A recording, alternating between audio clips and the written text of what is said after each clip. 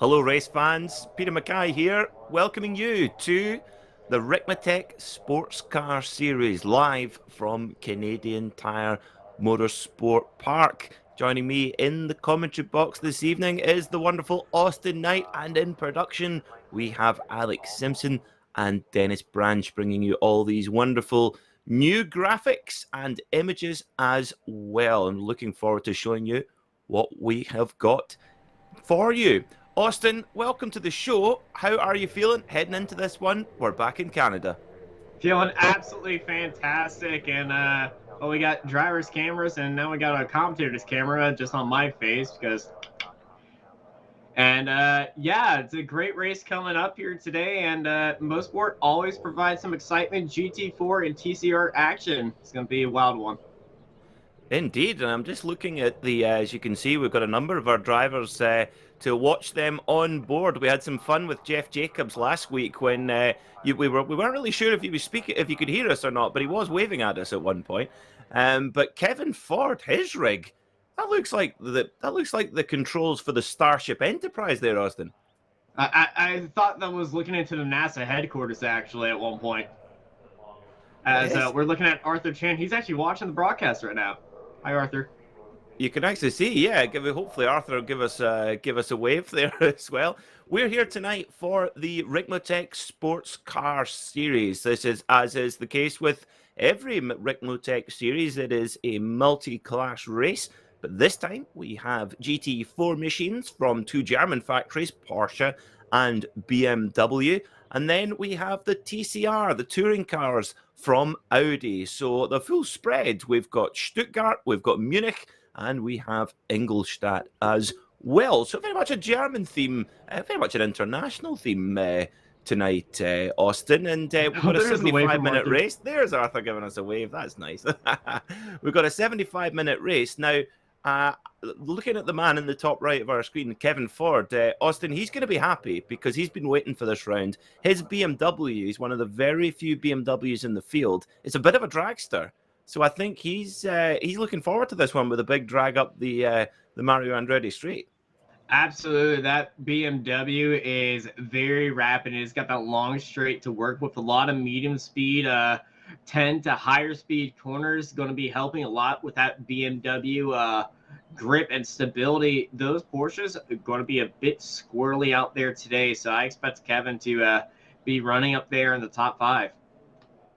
Yeah, and he's getting his stretches done as well. It's he's got to get all lumbered up, ready for this 75-minute race here at Canadian Tire Motorsport Park. Or if you're thinking, where is Canadian Tire Motorsport Park? You may know it as Mosport. So that is what its old name, if you like. Now, to give you an idea of the way around this beautiful Canadian circuit in beautiful Ontario, here is a handy track guide, thanks to our sponsors, Ricmotech, of the right way around.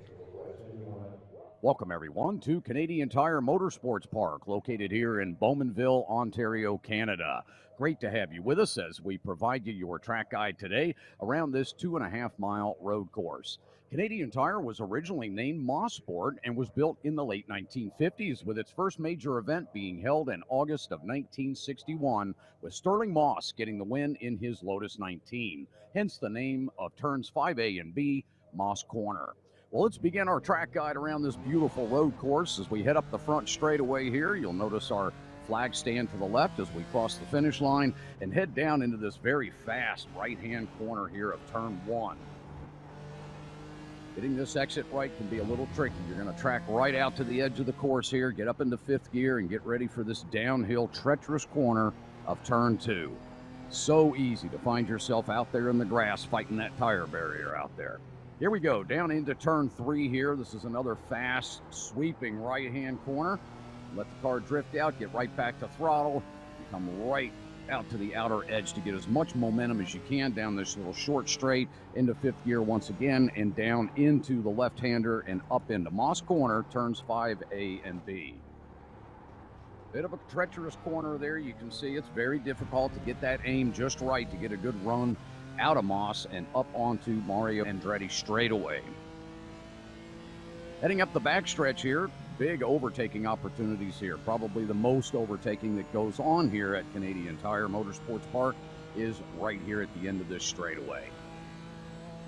Now heading down into turn 8, get down on the brakes, let that car roll down into this big carousel sweeping right-hander. This will bring us into the quick left-hander here that takes us to the final corner, White's corner, here at Canadian Tire. Yeah, Brian enjoyed that one too much. Then right up off the exit of the corner and then down to the start-finish line once again. There's your track guide for Canadian Tire Motorsports Park. Thanks so much for being with us.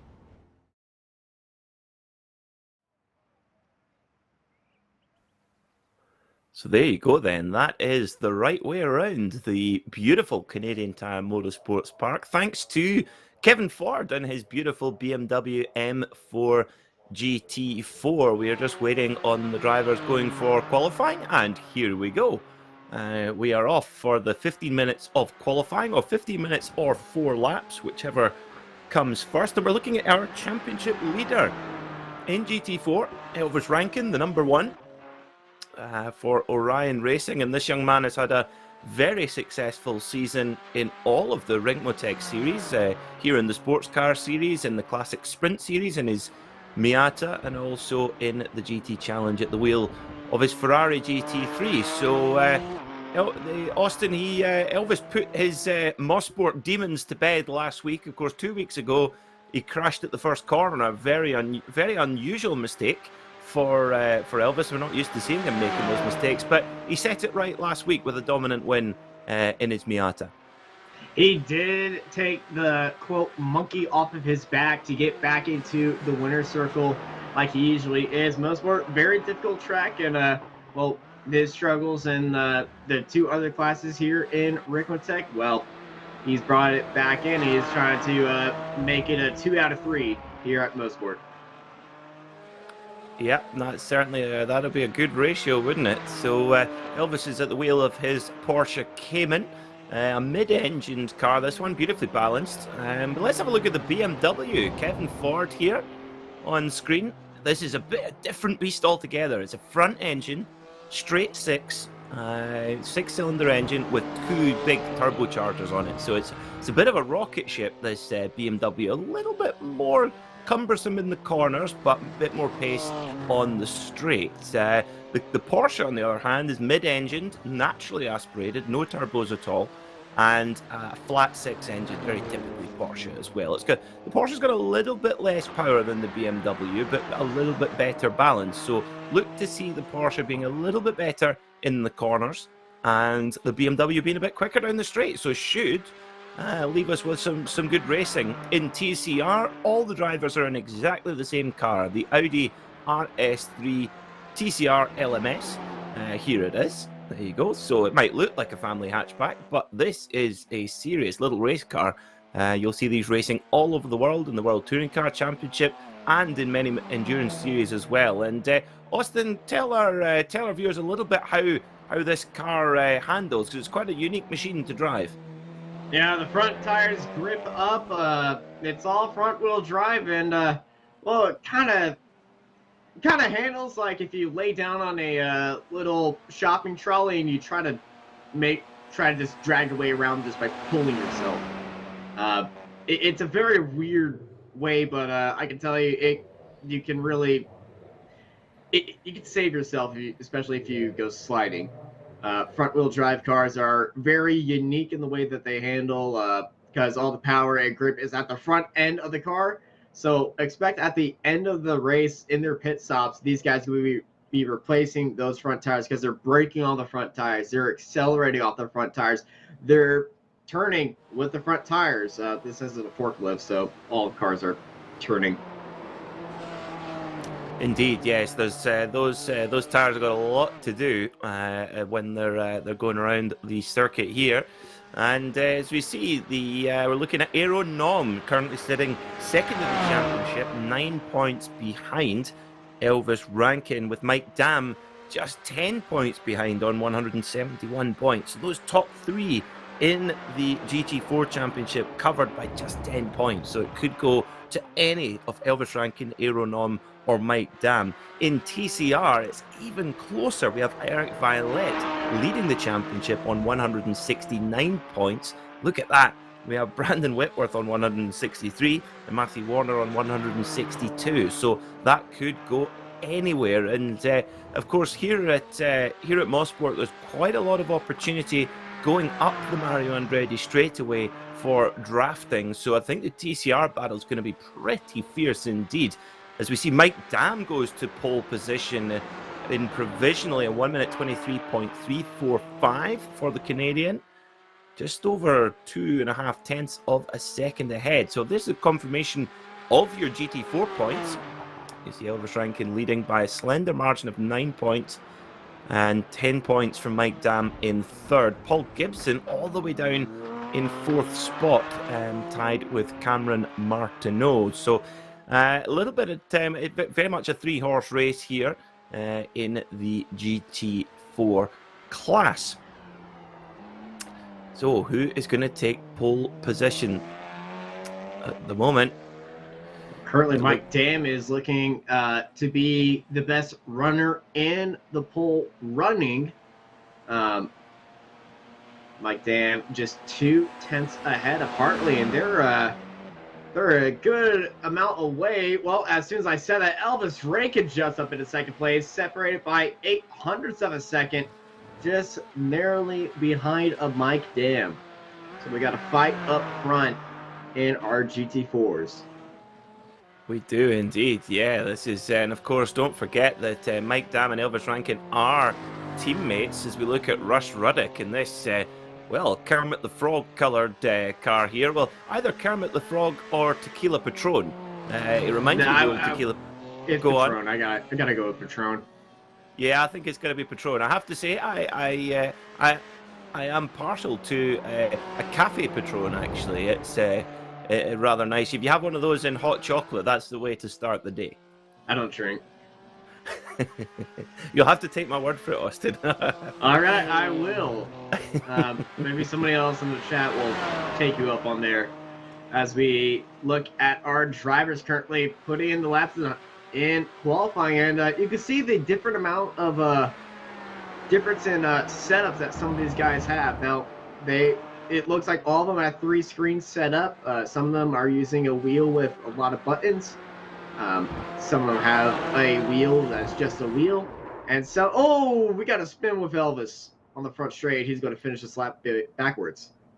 Yeah, he is indeed. And noticing, if you're wondering what on earth that is hanging off the front of Russ Ruddick's head, that is a virtual reality headset. So he has got, if you look on his screen, you'll see kind of what he is seeing behind that screen, and that gives you the best immersion and also gives you great peripheral vision as well. Now, I love look at Kevin Ford. You can tell he's on a qualifying lap. He is pushing here, and look at that. I love how he's got the straight arms, the Derek Bell style.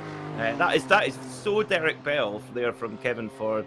He's got the straight out arm style. I love it. Yeah, it also, when we were watching Kevin Ford do his stretches, he has belts holding him back in his seat. Wow. I hope he's not planning on being... Now, is he in a motion rig? Does that move? Or just the chair's loose? Looking at the chair, it is going up and down and back forth a little. You know, it might be. Which might explain the straight arm style of Kevin Ford. I tell you what, Austin, I shall share with you after the show an onboard that I watched this week of former Porsche factory driver Derek Bell racing around Kyalami in a Porsche 962, and you'll go, God, that's Kevin Ford in that car with the straight arms. Brilliant stuff. I love it. Whereas Jeff Jacobs, the Gator, typical Floridian, just nice and relaxed, nice loose elbows there, sitting a bit more upright, a little bit closer. And what can the Gator do today? We'll need to wait and see. Jeff Jacobs currently sitting in 13th.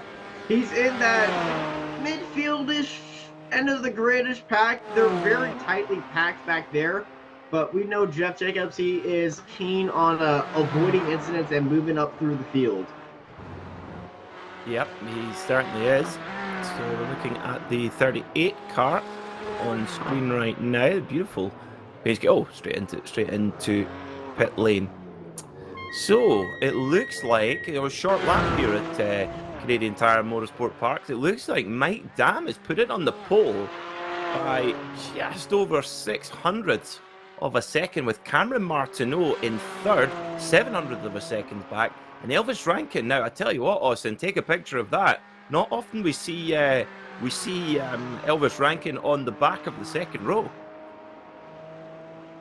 Yeah, it's not, but also look at the top four. They're all separated by 900ths of a second.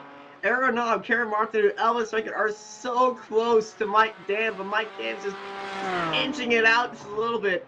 And, well, in the other series that came here, I believe the GT3 series, I said the qualifying was more of a slobber knocker. Well, here it's a all-out bar room brawl. Indeed, yeah. Mind you, I don't think you get many barroom brawls in Canada. They're also very polite, in my experience when I went there. Mind you, lots of fights in ice hockey, I suppose. Oh yeah, definitely. I should probably just translate that to ice hockey brawl, but you know, just didn't come past my mind.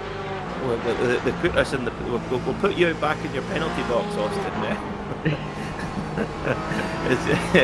So riding on board with Mike Dam already on pole position. He's still pushing on, just getting a little bit of extra practice in, it would appear.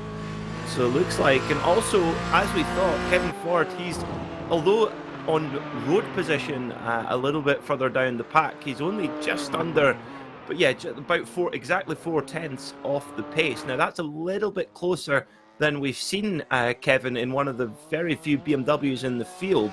So proving that this track is going to suit this the Munich Missile a little bit better. Yeah, and it is even more impressive that Kevin Ford, the reason why he's actually strapped to his rig is he is in a wheelchair, and he's strapped to his rig to help with his back. Ah, I didn't realize that. I did not realize that. Well, there you go. It's that's again another thing that's sim racing, and it proves its accessibility. If you want to race, you can, and that is very cool indeed. So we're looking at the 449 of Henderson Knox here, and this lovely candy apple red and silver Audi RS3 LMS. Now, if you're familiar with the Audi RS3 road car, the TCR machine uses a different motor. This is a 2-litre 4-cylinder engine in this Audi with a turbo, whereas the road car is a very typically Audi 2.5-litre 5-cylinder warbling proper battle axe of an engine. But this runs the same sort of spec engine, if you like, that you get in the TCR class. Yeah, it's very customer racing. Yeah. You can go to an Audi dealership, fill out a few extra forms, and you can go buy one of these. You can, yes. They are an incredibly cost-effective way into some very high levels of motorsport. Of course, you'll see these cars running in the IMSA Michelin Pilot Challenge, the feeder series to the IMSA WeatherTech Championship, who follows that championship around. And you could buy one of these things, Austin, and you could race it at Sebring, you could race it at Laguna, you could race it at Daytona, Road Atlanta, some of the best tracks in the world in your little Audi hatchback. Yeah, I would, but I'd probably stay away from an Audi. I'm very brand loyal to Toyota. But I think I might be switched to a Honda. Well, the Honda is pretty cool. I like the Honda a lot. The Honda Civic Type R. Its looks divide opinion, but I have to say I think it looks a really mean-looking car. And Andy Taylor of Groove Media fame, who does all the wonderful images for our Apex Racing League and Apex Racing team press releases, do check those images out. You will not believe that they have come off a computer. Andy's very, very talented, and he also does drive one of those very cars, not the TCR, the road car, of course. Yeah, I must say, having ridden in a Honda Civic Type R in the around Circuit of the Americas, though on a pace lap, that thing does stick to the ground. Yeah, it's a very cool, very, very cool machine. Indeed. Well, I tell you what, Austin, this is going to be a cracker. We've got 4 cars within 1/10 of a second. Whoa, oversteer, catch it, catch it. Oh, well Nah, held. and that's the advantage of front-wheel drive. You can catch a slide in these things, and you can get yourself out of some hairy situations. Yeah, you can have some moments where you think, well, this is definitely a crash, and it somehow figures itself out. So that corner there, watch for that corner, viewers, in the race. That turn 5 Moss corner, it's a double right-hander, and very, very tricky indeed. That's where we're going to see some action for sure. Every single race I've ever commented on at Mosport, there is always action at Moss corner. So we're just about to tick over to begin the race, and our drivers will line up ready for the start of this 75-minute encounter here in beautiful Bowmanville, Ontario. 75 minutes and unusual start to this race. Instead of 1 pace lap, it is 2 pace laps. You want to walk us through that, Peter? I can indeed. Unfortunately, this morning we had news that one of their loyal supporters of the Ricmotech paddock, Mr. Chris Thorman, owner of Proforma Elite Texas Graphics, unfortunately Chris lost his father this morning, and in honour of Chris's father, Chris will lead an extra pace lap, a parade lap, for our field today in tribute. And what a fitting tribute. And our thoughts from everyone here at Apex Racing TV, our thoughts are with the Thorman family. And the best way to tribute Mr. Thorman, a good race here at Mosport. So we wish you all the very best. On pole position for the race will be Mike Dam alongside Aero Nom. On row 2 will be Cameron Martineau and Elvis Rankin. Robert Hartley and Kevin Ford will start on the 3rd row, with Travis Schwenke and Jen McDonald right behind. Row 5 will have Anthony Kernan and Jacob Beasley, and row 6 will have David Payton and Russ Ruddock. In 13th will be Jeff Jacobs, followed by Chris Thorman in the D2D Esports machine. Jordy Fike will begin 15th, with Steve Daniel in 16th. Derek Holland will start from the 17th spot, with Arthur Chan in 18th. And starting in our TCR runners, Eric Violette on pole position in the TCR class, with Brandon Whitworth and Andrew List right behind him. Matthew Warner and Edgar Sancinelli are next up, with John Ford, Henderson Knox, Michael Key and Riley Downey rounding out our 27-car grid. So, Austin, this is going to be close. We've got our 4 Porsches at the front, with the BMW of Kevin Ford right behind. It's going to be a close one in all classes here. It certainly will be, as we're waiting for the grid to be let go for our 2 ceremonial pace laps led by Chris Thorman. So you see Chris, you see there coming out of formation in his Porsche 718 GT4, and this is I have to say, this is quite a moving sight, I'll be honest, Austin. This is really a lovely gesture from all the folks at Extreme Motorsports and Ricmotech, and we, as I say, we wish Chris and his family all the very best and all the most comfort at this difficult time for them.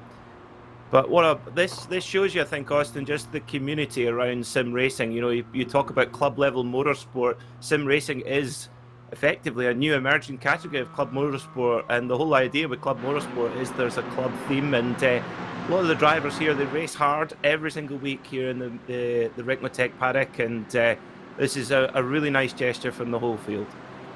Real nice gesture indeed. The back of Chris's car, it does say "in the loving memory," and it does say Red, which I believe was his father's nickname.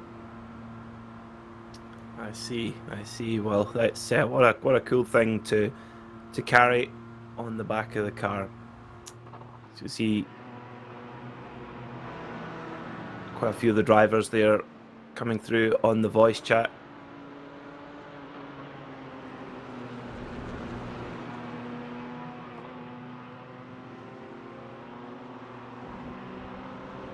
Yeah, at the end of pace lap, there'll be another pace lap being led again, but this time in a actual pace lap formation. But all the drivers giving their salute and thoughts to Chris right there by flashing lights and staying in that 2x2 final line.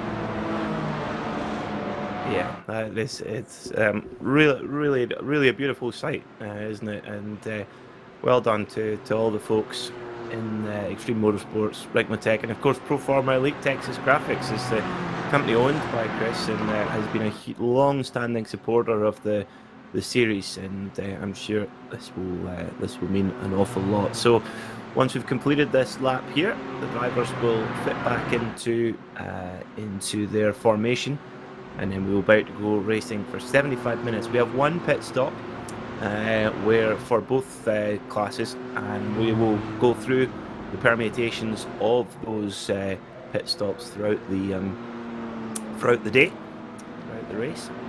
There we are. A tribute lap complete. Yeah, it's a moment like this in motorsports where you really have to step back, because motorsports is very beat banging on each other, especially in sim racing. A lot of people get very rough. Some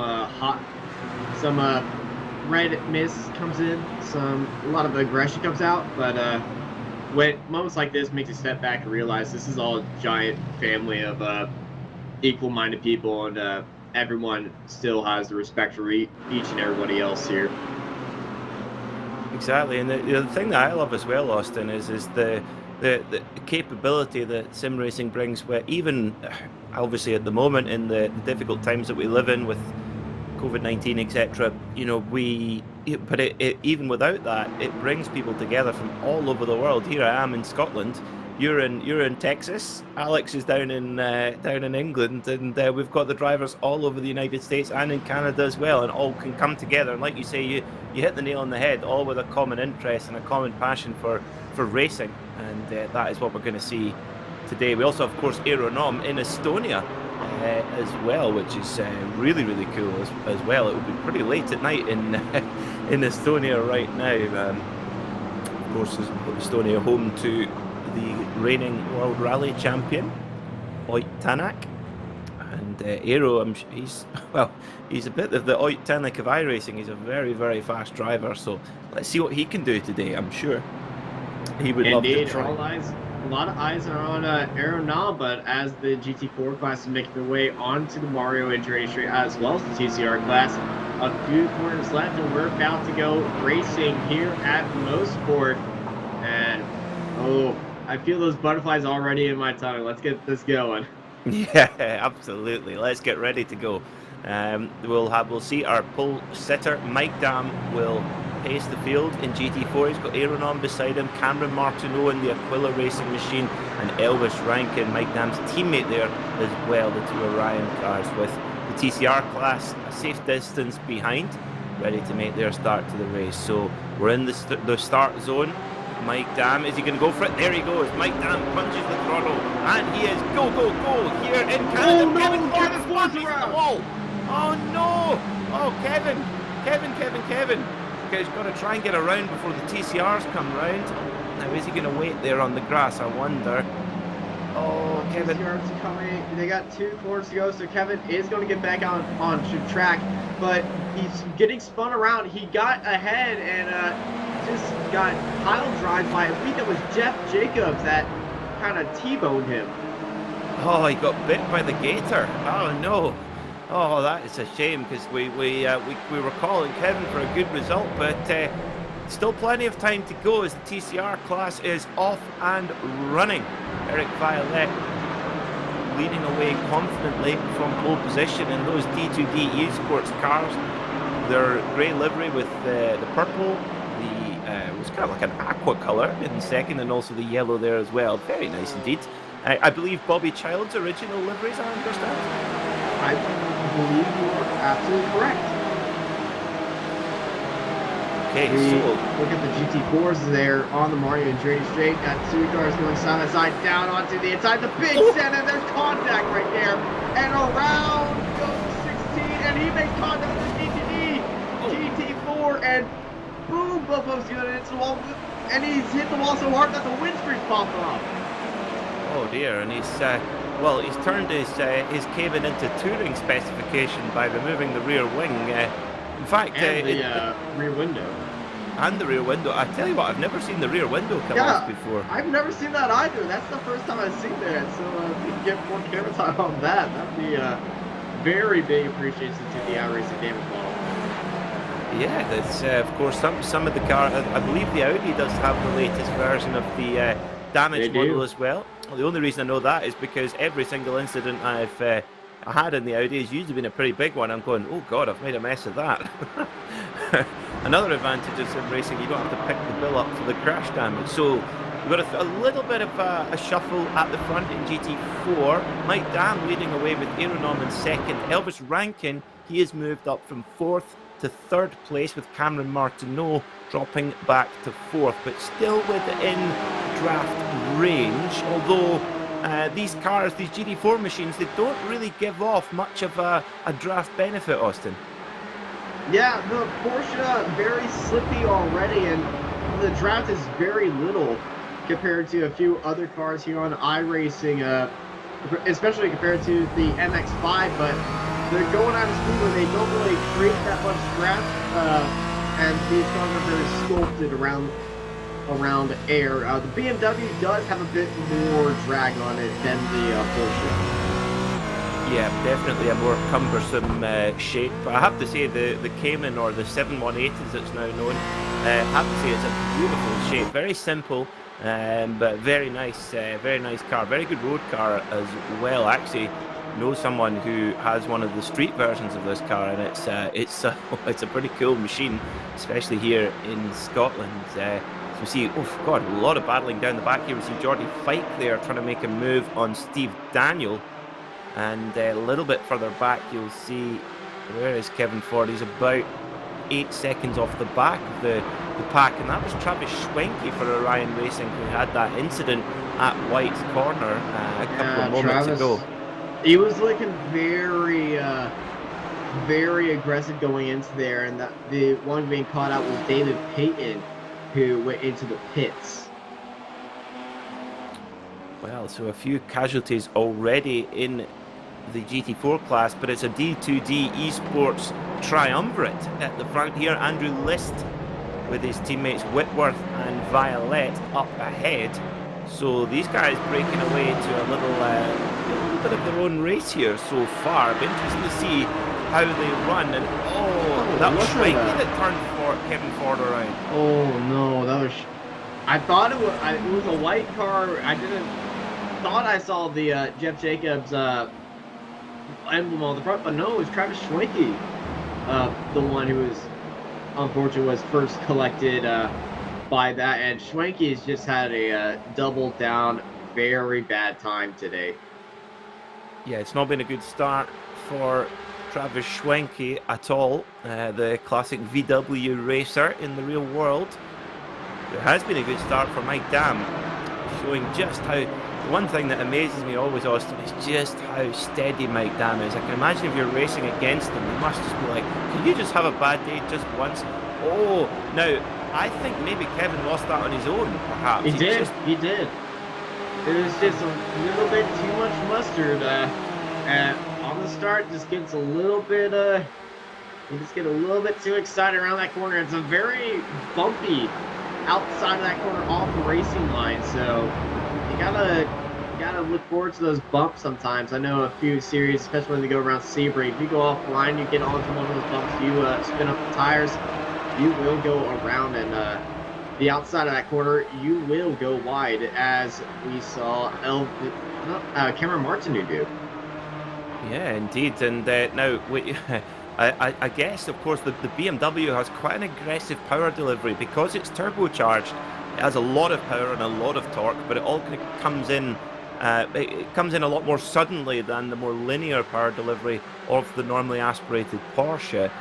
But this is now, I'm afraid, Austin, we're going to have to embarrass our good friend Kevin. And now, for those of you who are new to the Ricmotech series, Kevin is actually the one of the organisers of the wonderful Ricmotech paddock that we have here every Monday night across 3 different series. And Kevin is well, to be honest, Kevin is the commentator's dream, isn't he, Austin? Because he gives us all these really helpful notes, effectively does our preparation job for us. And he's very, very kind to do so. And I was looking at the notes earlier, as I do every Monday, and he said one thing to look out for was the GT4s are going to be difficult on cold tyres at the start. Well, he was right. Unfortunately, it was him who it affected, unfortunately. It's probably off of his own testing. Yeah, poor Kevin. Poor Kevin. I feel like we've thrown him under the bus there. And speaking of cold tires, we do have the replay of David Payton's start lap incident with Schwenke, and here is that replay on your screen on the right side. Just Payton's on the outside, Schwenke just goes up right there, and oh no, and then bang. That's so unlucky, isn't it? It's just, that's racing. Nothing was wrong right there. You just, unfortunately, wrong place, wrong time. Yeah, just bad fortune. Now look at this. The D2D Esports cars, they are, well, I wonder what it's the door-to-door Esports here. Bumper to bumper, all aboard the D2D train. And, well, instead of the 4 rings, we've got 12 rings here with these Audis. And it looks like Brandon Whitworth is... looks like he's quite keen to progress, but interesting to see if his teammate Eric Violette will allow that. Of course, the unique thing is that all 3 of these drivers will be connected by voice communication. That's quite common in sim racings for teammates to be connected on the radio. And I'd love to know what they are saying to each other right now. Don't hit me! Don't hit me! Don't hit me! That's what I'd be on the radio half the time. I see my teammate getting very close. I would just let him know, hey, I'm checking up in this corner, got a little bit loose. Don't hit me. But these 3 guys, absolutely dominant. D2D, very good team, especially in the TCR category. They do have a few drivers in the GT4s, but unfortunately, David Payton, one of the D2D drivers, as we got to move. Whitworth looking onto the outside. Look at List looking down to the inside now of Whitworth. And this front pack, I think these guys are going to have a little bit of inter-team fighting with each other. It would appear so. So the gloves they're starting to peel the gloves off. They're not quite off yet. They're just removing the fingers, and we'll see how they go from there. So Ante Kernan running up strong in 5th right now in the number 7 car, the Black Bomber. As you see, the leading quartet not too far up ahead. He's got the company of Orion Racing's of the Orion Racing car there of Hartley.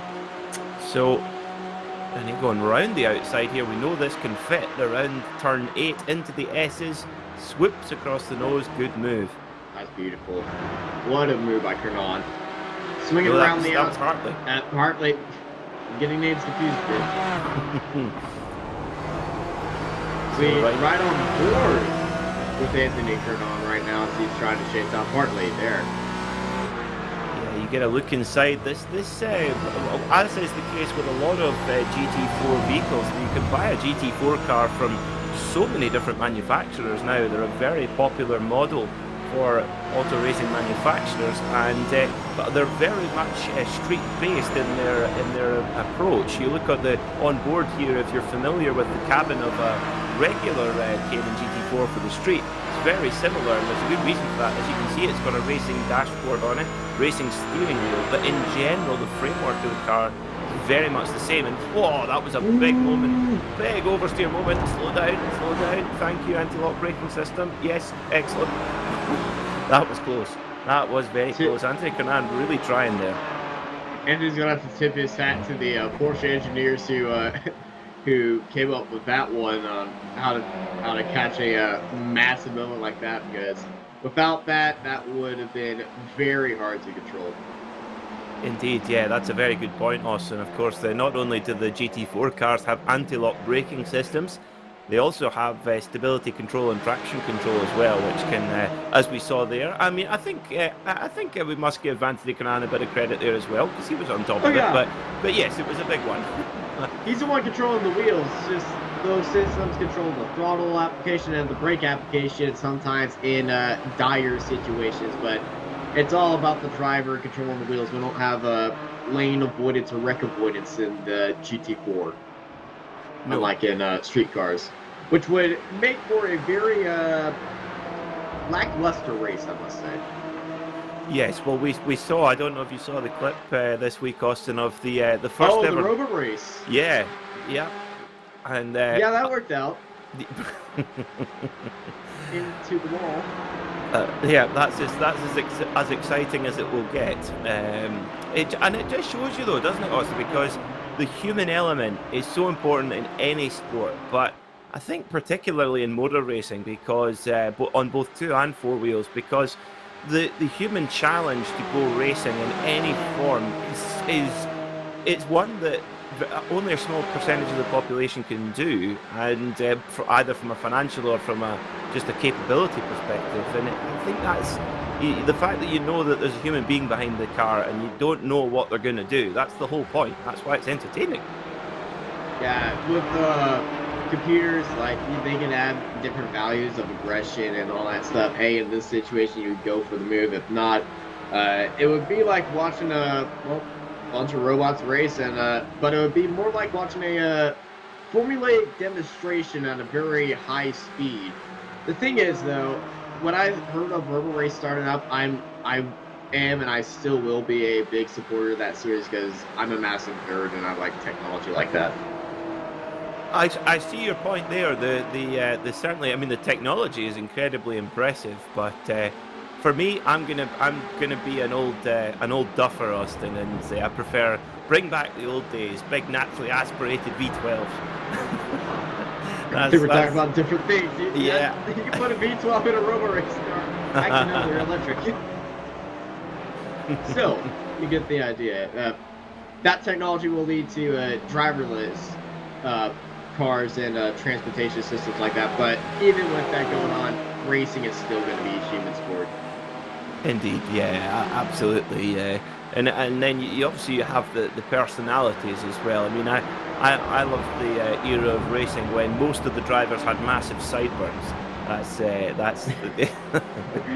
Every time we come to Mosport, it's always about the sideburns, and we have this conversation every time about the legendary sideburns of all the winners that were here, because pretty much everyone that won here in Formula 1 had massive sideburns. It did, yeah, and it was a very close competition, not only on track between Jackie Stewart and Emerson Fittipaldi, but also competition of who had the biggest sideburns as well. I mean, Emerson Fittipaldi probably just edged it. At the peak, he had a pair of absolute garden lawn sideburns, as well as we see Eric Violette having to defend very hard. Brandon Whitworth, now is that a bit of bump drafting? I see it's certainly very close to it.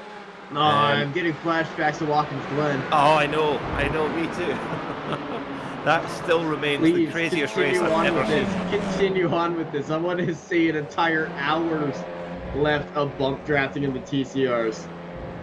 Yeah, for those of you who are new to us here in the Ricmotech paddock, please do go back to a couple of months ago, the SportsCar series at Watkins Glen, and you will see the craziest race you are ever likely to see in virtual or real world form. 2 TCR cars absolutely knocking lumps out of each other. And Austin, I think my voice is just about recovered from that race. I don't know if my blood pressure has.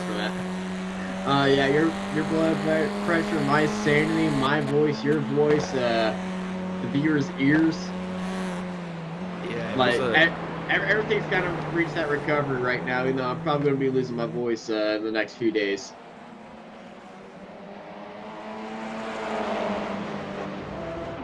Sports.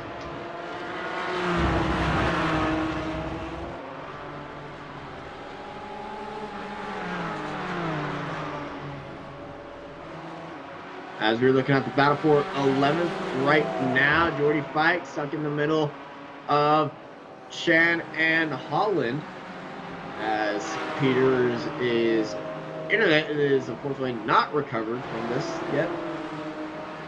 But y'all still got me here in this race for the Sports Car Series, the Ricmotech High Performance Sim Racing Equipment Sports Car Series, presented by Proforma Elite Texas Graphics. Got a good one right here in the battle up front between Mike Dan, Aeronon, and Elvis Rake, and we got a three-way fight for the lead.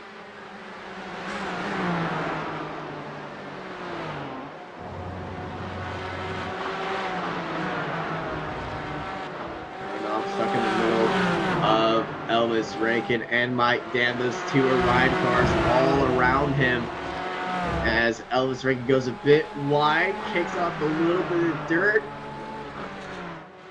and just all three of these guys staying in the draft and trying to get back onto the bumper of Mike Dan. As I believe Peter has rejoined with us.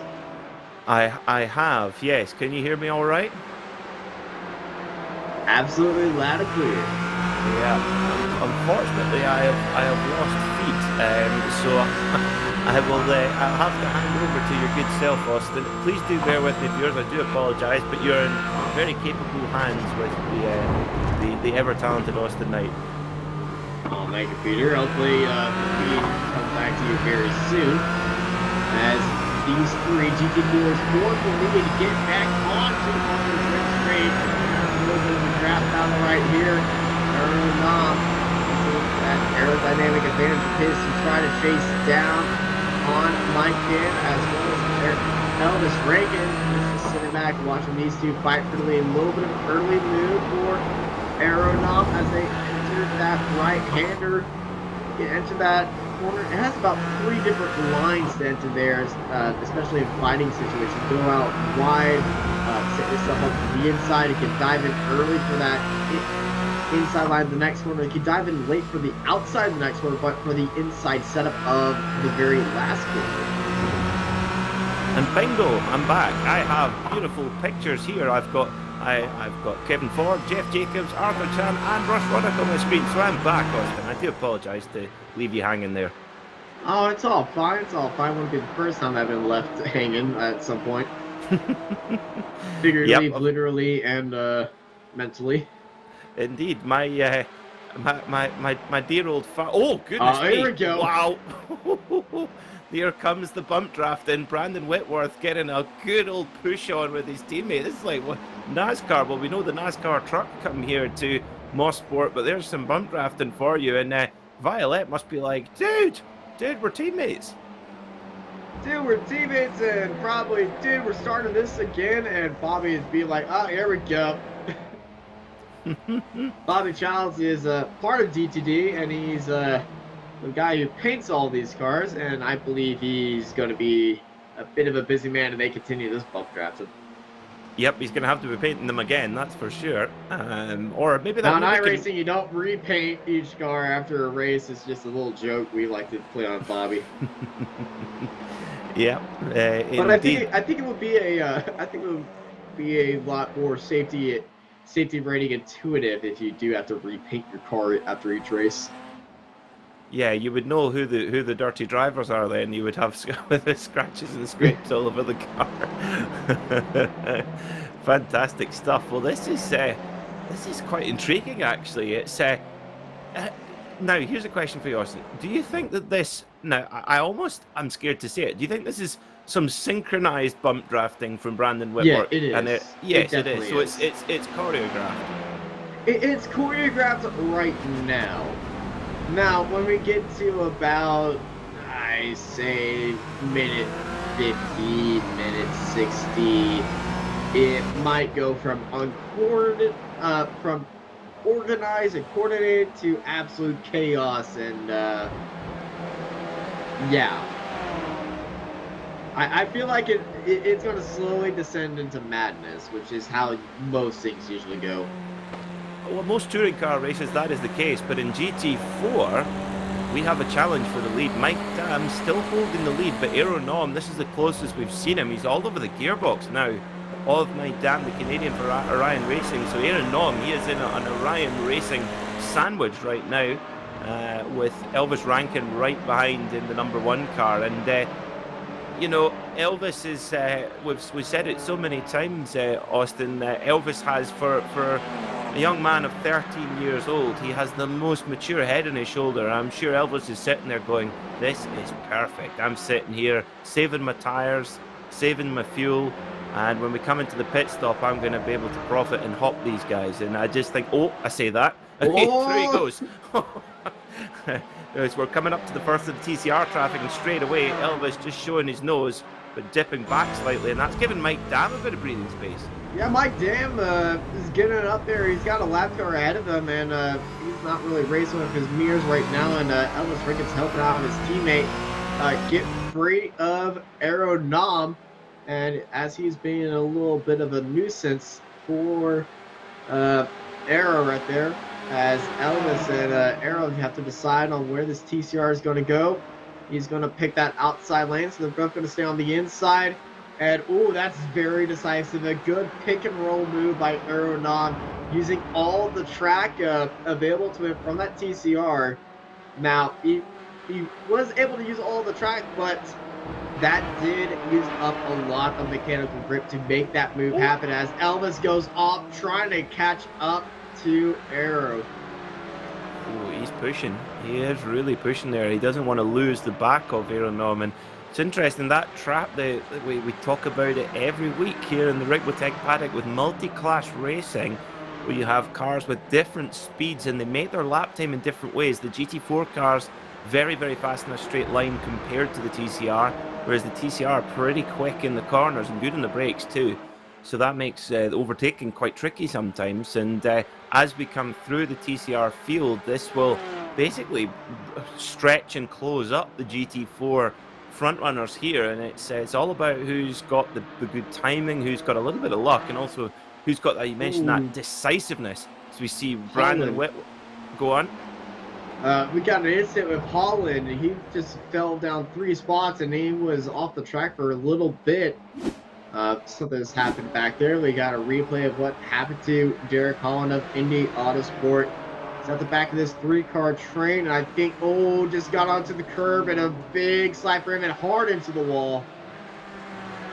Oh, and those walls, they hurt as well. It's the concrete wall there. Bent up. And speaking of very bent up, these front noses might get a bit bent up. These guys up front continue this bump drafting going on. D2D, very organized, calculated and everything, but also have a history of doing the absolute worst rule in motorsport and ignoring that one as don't take out your teammates. These guys have unfortunately hit each other a few times and sent each other one around. But, yeah, you know, when you race together, nose to tail for the entire race, this is kind of what you get. Yeah, exactly. They're of course just pulling away a little bit from their nearest competitors there, but yeah, it's a slightly risky strategy. It's risk and reward, of course, as we see Brandon Whitworth. He's going round the outside now. You can make this work. Going into the S's, they're side by side. Violet goes. Oh, that's a pretty stern. Oh my goodness! Well, D2D is door to door. Or maybe it could be dent to dent, Austin, if we're not careful. Door to door, dent to dent, definitely daring to drive, especially around these 3 daredevils. Oh dear me, dare to... Oh, I'm gonna have to think of a new one. Dare to detention. Dare to be in detention, I think, for the for the D2D Esports team manager, who's having kittens right now, going, guys, calm down. Goodness me! Now this is actually Austin. We have I don't know if it's the same in the United States. In the UK, there is a bit of a stereotype for Audi drivers, particularly those that drive this particular model, and they have a bit of a reputation for following the car in front far too closely and flashing the headlights on the motorway. Is that something that transfers over to the USA? It doesn't transfer with Audi cars. Now, Mercedes-Benz drivers, they will do that. No, that's interesting. I can tell you, all my traffic incidents have been with the Mercedes, and all of them were not my fault. I like how there's multiple incidents with one same manufacturer. Deary me. I don't know why, but no, it's not. It happens to be Mercedes. Well, it's not. Doesn't seem to be. Mercedes is usually the choice for the slightly more elderly driver here in the UK. It's mainly Audi and BMW are the kind of the problem drivers, shall we say, out on the road. And now we must reveal, Austin, that our producer Alex Simpson, a two-time ARL-TC winner this season, his previous car was a BMW. His current car is an Audi. He might get a bit angry at you if we continue to if you continue to bash Audi drivers. We don't really have a lot of Audi drivers here in America. There's a lot of Mercedes drivers, which is probably why I have that high ratio of just that is it. But I would probably say another big incident with problematic drivers would be Ford Mustang drivers showing off, air quotes. I see. Well, I can tell you who you can guarantee will be the nicest guys is Corvette drivers, of course. Oh, absolutely. The Corvette guys are absolutely proper stand-up citizens. Especially if they own a C8R. Oh yes, absolutely. I actually I spoke to someone the other day whose father has got one on order. His father is 70 years old and he's getting a brand new C8R. I thought, well played. When I'm 70, I hope I can do the same. As we see Elvis Rankin, he's in the little bit of a draft here from Aeronom, and all the while, look at the gap up to Mike Dam. He's just stretched it as they've started to come through the traffic. Mike Dam, the wily old fox that he is, has just played this traffic game that little bit better, and it looks like Aeronom is maybe just struggling a little bit, and Elvis Rankin seeing his teammate disappearing up the road, he's probably thinking, maybe I do need to get past here. Indeed, this is part of the race where we're coming up to midway, coming up to the pit stops, and in these GT4s, we've seen drivers sometimes take 2 tires here, but the tire strategy is very up in the air right now. Now you could take 4 tires, could take 2 tires, or you could risk it and don't take any tires at all. We've seen races get absolutely dismantled by drivers not taking tires and the other drivers that are taking tires. They have that grip advantage, but if you take 2 tires on a GT4, it will unbalance the car. Indeed, yeah, that's going to be the tricky situation, isn't it? And I'm just looking at our YouTube chat, Austin, of course, broadcasting live on Apex Racing TV. Hello to everyone watching. We hope you're enjoying the show. We certainly are enjoying it up to now. And Bobby Childs it turns out he is the team manager of D2D Esports, Austin, and he says, "Trust me, the Pepto-Bismol is out." Brilliant.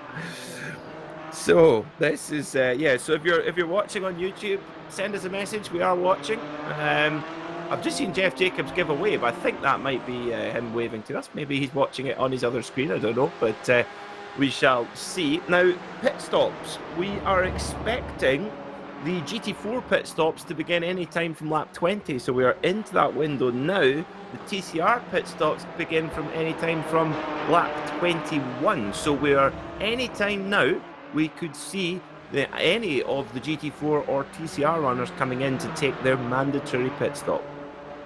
Mandatory pit stop, but remember we had 2 pace laps. That first lap was the iRacing pace lap. The second lap was a driver's led pace lap. So it's not a advertised 75-minute race that we're going. It's a bit shorter.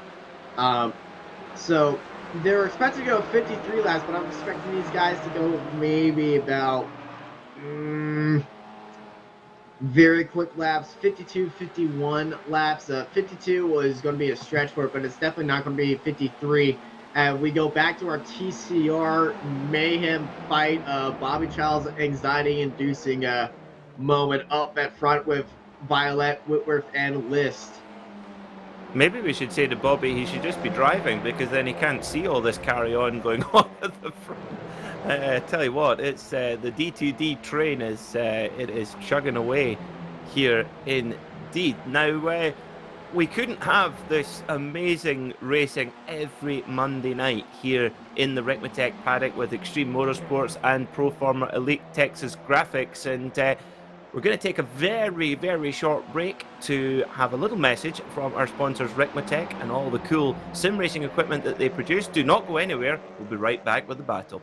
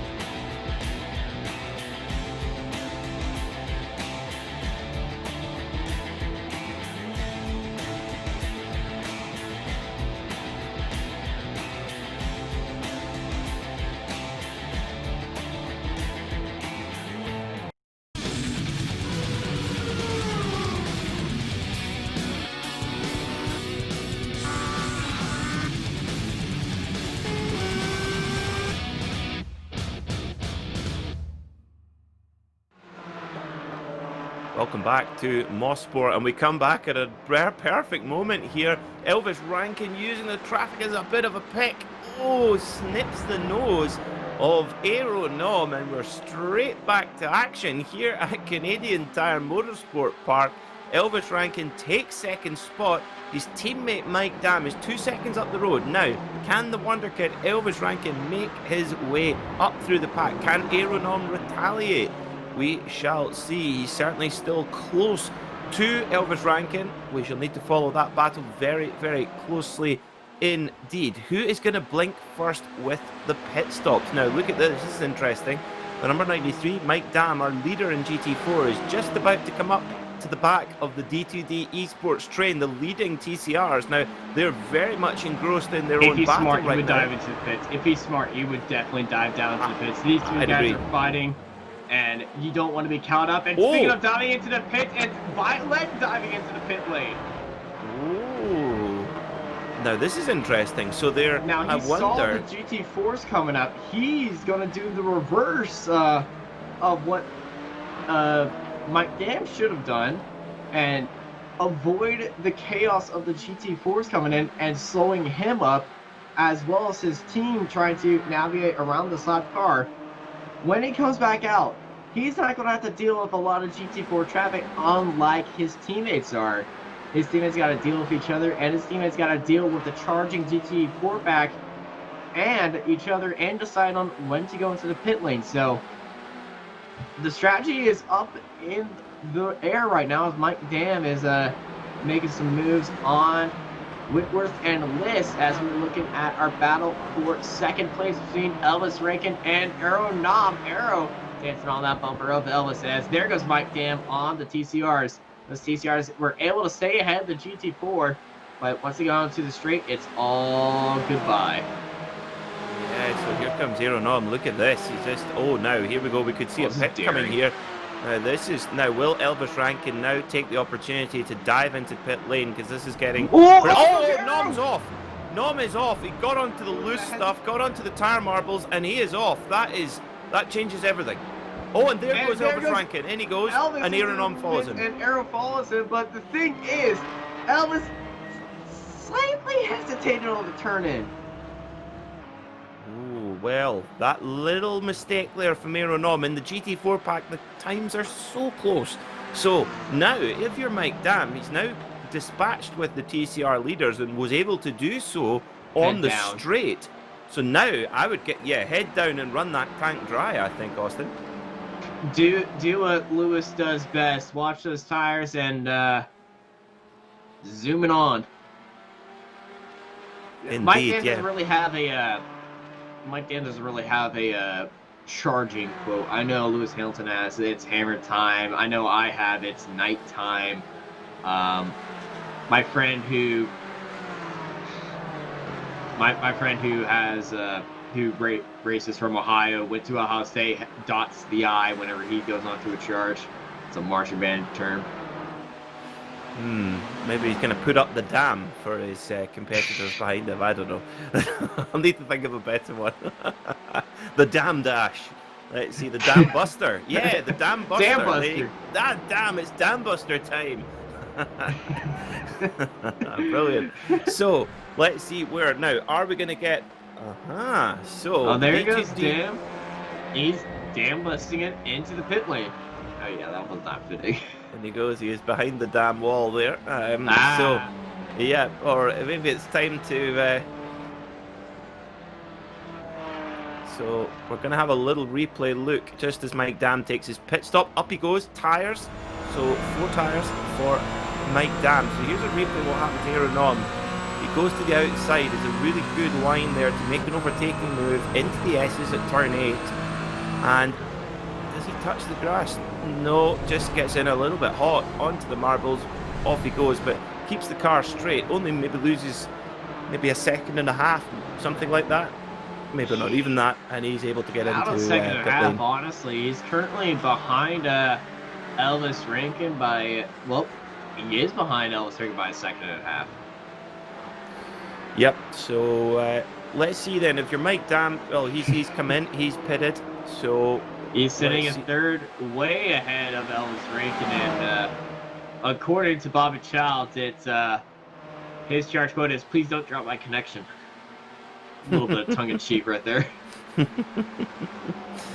Indeed. So this is going to be interesting to see what the DTD Esports Audis do. They're actually getting slightly held up here by the number 99. That's Jen McDonald in the Porsche GT4.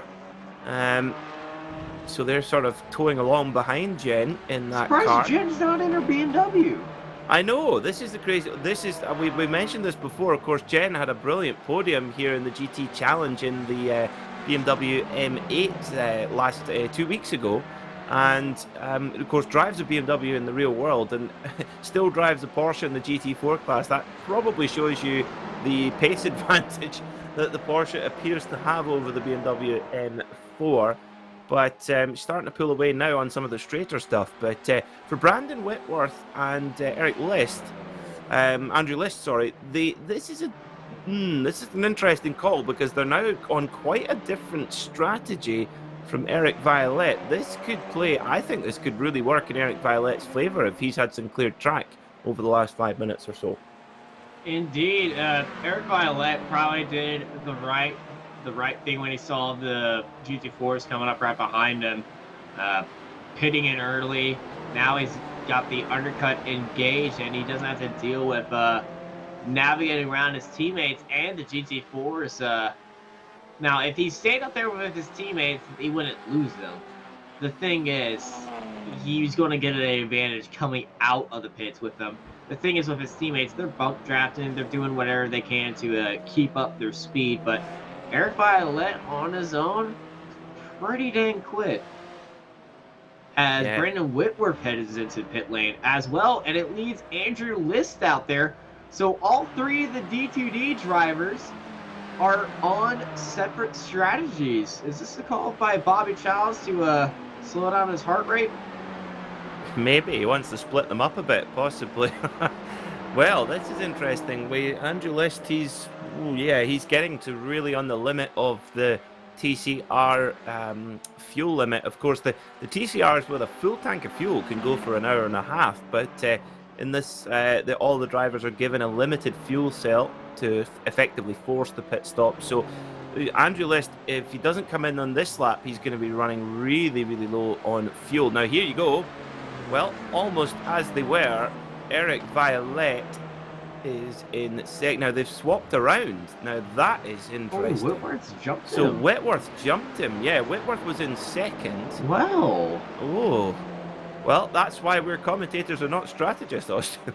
I have to say, I thought that that's a real surprise. I think the draft and the bump draft may have helped him. We might have undersold the power of that draft, as here comes Andrew Liston there, as well as Cameron Martineau. both the leaders into the pits at the same time, and thankfully not into each other as they engage the brakes and the pit speed limiter. We might have a look at the pit stop times compared from Whitworth to Violet. There might have been something right there, but Violet has caught right back up to Whitworth. So now we're going to see where Andrew List comes out. He's up on the jacks right now, taking front tyres. Of course, the front tyres of these cars take a pounding at most circuits, but particularly here at Mosport. They're getting all of that with a lot of power, 350 horsepower or so going through the front wheels.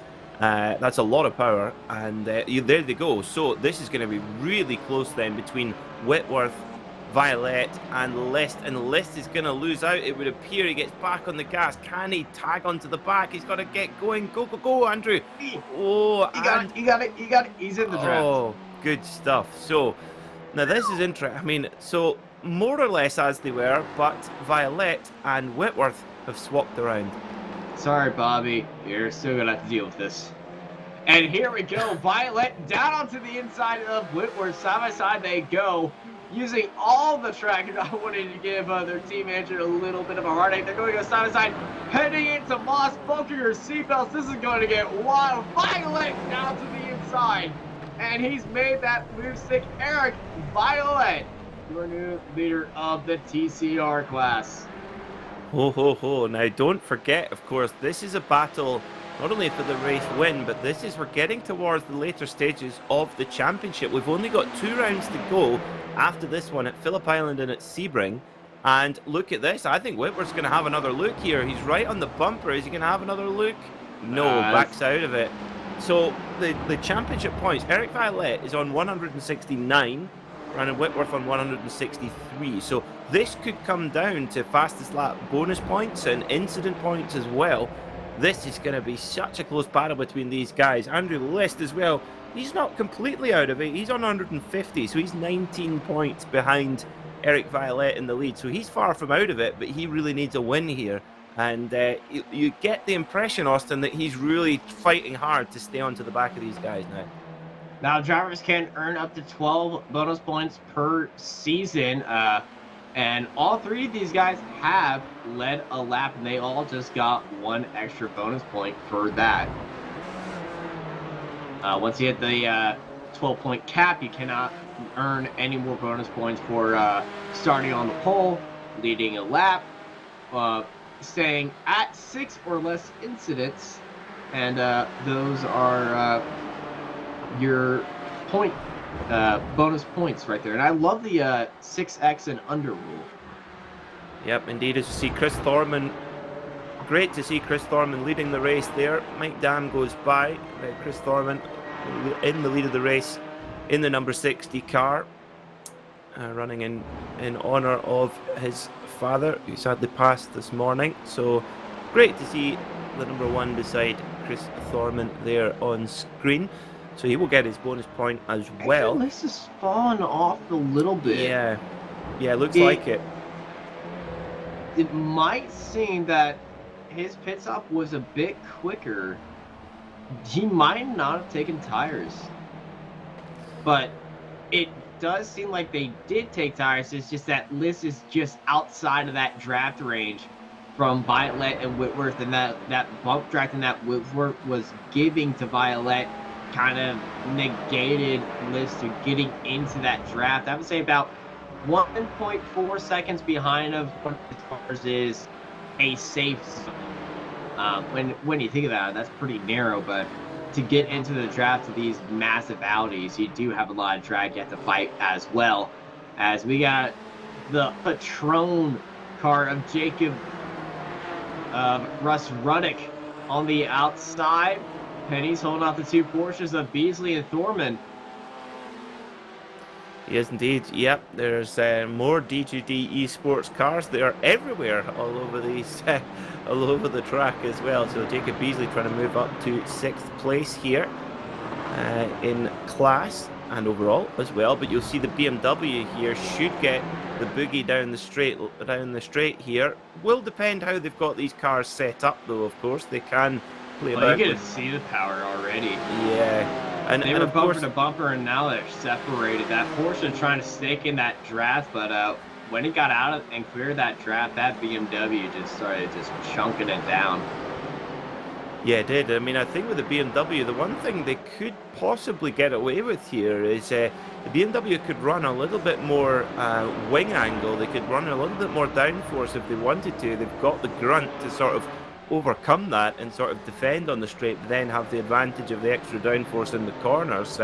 So Ruddock, the top BMW, and it's I hate to say it, Austin, but you got to think that Kevin Ford, if it weren't for that little incident earlier on, that he would have been up there too. And here he is. He's trying to make a move on Steve Daniel in the Porsche Cayman, the 67 car, and he's all over the back of him. But if you look at Kevin's BMW, there's a couple of little battle scars there from that opening incident. Definitely from the start. I must say, Kevin, if he didn't have that incident, he'd probably be in 5th place right now. He goes around the outside of Daniel and says, "Sayonara.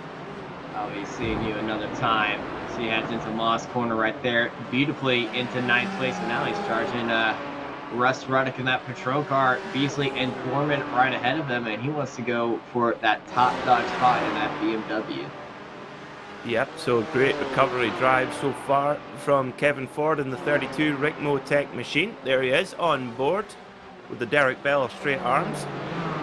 I tell you what, if you're going to have a driving style, Derek Bell is a pretty good study to be like. And that, I have to say, I'm getting rig envy right now, Austin. That is so cool. Look at that. So he's got triple screens. And he's got up above him, he's got his fuel numbers and little... He's got quintuple screens. Wow, that is super cool. That is, I have to say, Kevin Ford, you win the Man Cave competition for the week this week. And a button box, multiple button boxes, I can see, as well. He's got one on the top right. That might just be a tablet of a stereo mixer. But he does have some button boxes on his front. Speaking of button boxes, Russ Ruddock in his VR setup, he does have a lot of button boxes, and I can tell you, he provides very good button boxes. Our friends over at Ricmotech High Performance Sim Racing equipment. Yeah, and oh, contact, big fight. Oh, you don't want to go off here. Oh my word, this is big. Oh, Jordy Fight hits the wall. Is that Arthur Chan? I think it was. Oh, it was, and oh, this is huge incident. Oh no. Oh, that's so unlucky there. There's the 449 car, one of the TCR machines, and I think they both hit big damage there. Massive damage. There's engine damage too involved. Knox was the other car involved, and Knox's car is dead in the water right now. Oh, that's so unlucky there. They were right and really close, and you know, it kind of one of those deals, Austin, where it kind of took two to tango there between Chan and Fike, and just a little bit of contact.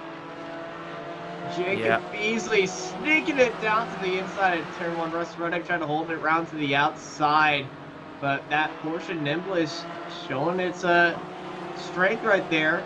But Russ Ruddock trying to hold off the other DTD car of Chris Gorman. Yeah, you can see there the difference between the Porsche Cayman's, just that little bit better maneuverability is a drive-through penalty for car 99. Incident responsibility. Now that is Jen McDonald's car. That was McDonald, I believe, who was involved there. Here is the replay. Now that's the 50 car of Arthur.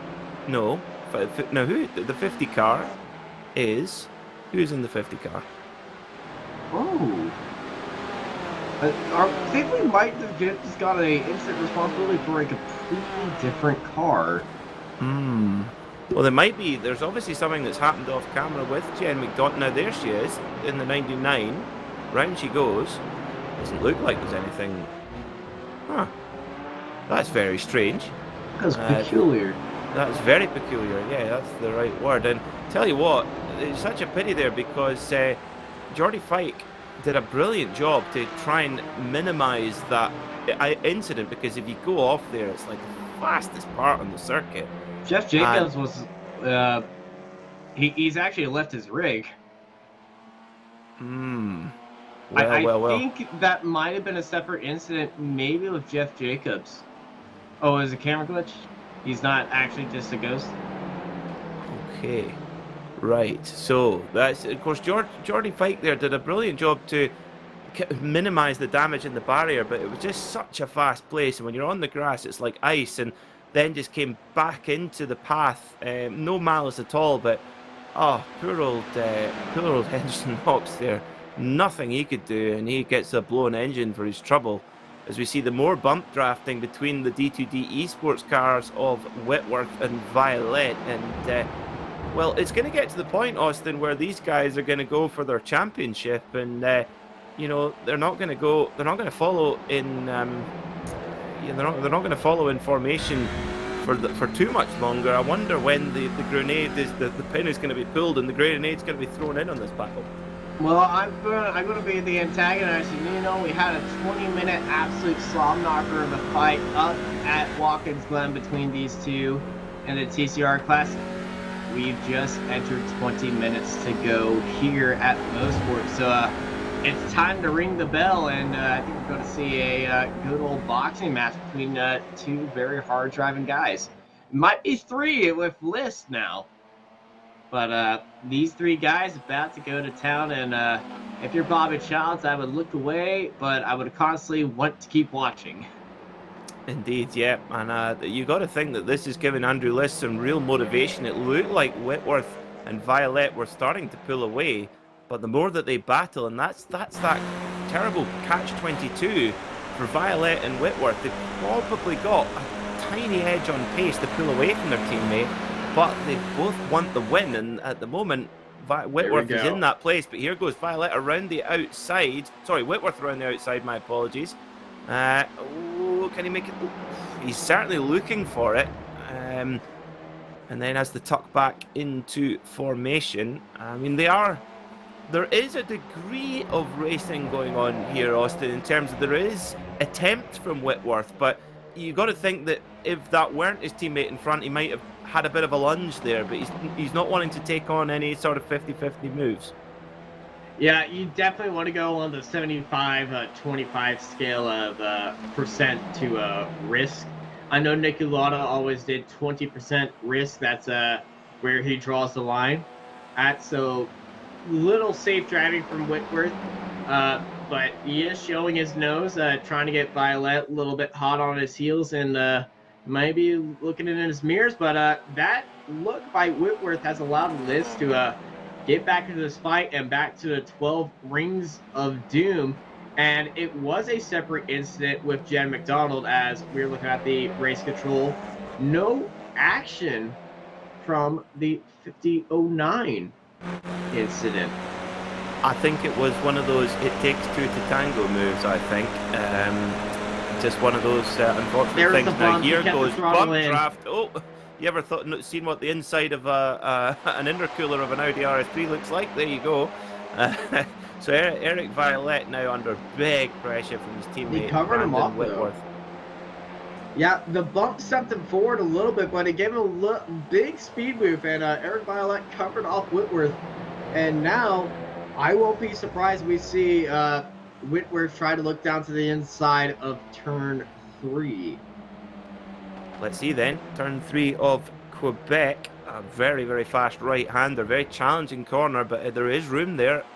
So now this is look at this. All of a sudden, Andrew Lest is right on the back bumper. So the slightest little bit of fighting, the tiniest amount, that has just killed the momentum ever so slightly, and that's allowed List into this battle now. And this is classic touring car racing, as we do see, yes, you were not wrong.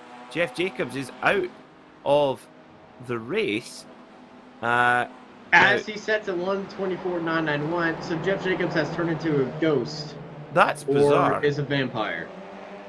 That is very not pointing fingers at anything, but he's not on camera, but he's the driver on the track. That's very strange.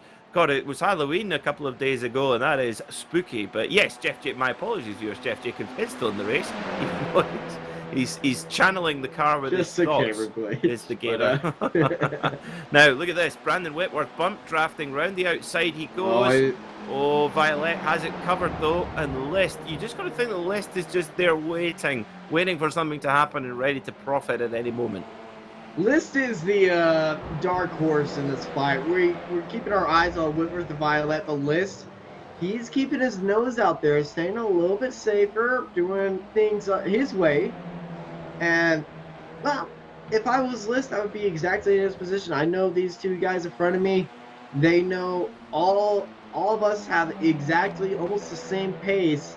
They practice so well together, but when push comes to shove, and especially, quote, no team orders from their team manager, these guys are racing out. Some things can happen, and we might see some of the fireworks start to fly, and well, Violet might put in a good block there. Whitworth might put in an aggressive move and allow List on the way. Or the DGD guys give Bobby Childs a heart attack and, well, do the dark rule of racing.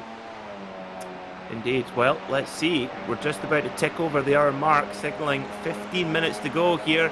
And Brandon Whitworth is going for a move. He goes around to the outside. He looks like he just about got a run. He goes really far to the outside. Violet moves across. List is there at the back of the black hill car. List! Oh, very close there.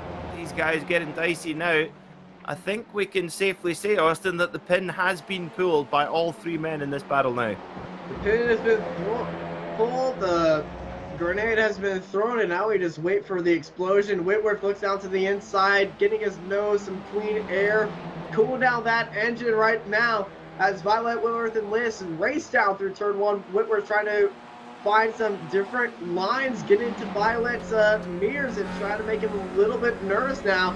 And this is what Brandon Whitworth likes to do. He likes to make the guy up front a little bit nervous, but especially here at Mosport, it goes a very, well, hard to pass right here. So definitely some push and shove is about to come up here. And I won't be surprised we see a daring move into Moss Corner. But with her staying within the bumpers, we got a incident of Steve Daniel. Here's his replay. And this is a big slide right here and hard into the wall at Moss Corner.